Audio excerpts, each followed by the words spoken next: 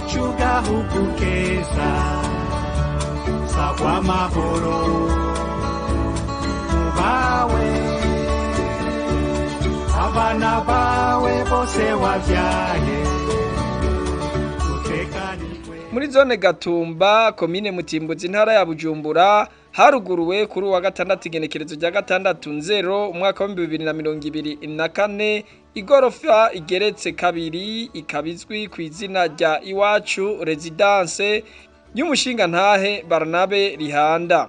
Buramatari Desire Sengiyumva yayuguruye ari kumwe na mustanteri wa komine Mutimbuzi Simeo Butoyi akaba yaramukeje kukuntu yemeye kuza guteza imbere aho abaye kandi ko iyo nyubakwa ije isa n'inyubakwa zihesha ishusho ryiza igisagara ca Gatumba. Ikindi nuko ije yisunga yambono y'igihugu ya 2040 igihugu kizoba cifashe na 2060 igihugu kizoba giteye imbere. Buramatari yasavye abatware bo mu Gatumba gushigikira imigambi y'iterambere iriko ikorerwaho acagira ko atera intege uwo mugwizatunga nyene iyo nyubakwa yongera hamagarira abandi kubaka inzu ziteye igomwe.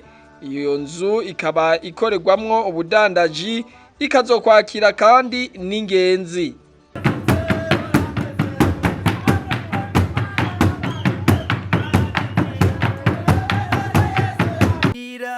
Radio television RTBB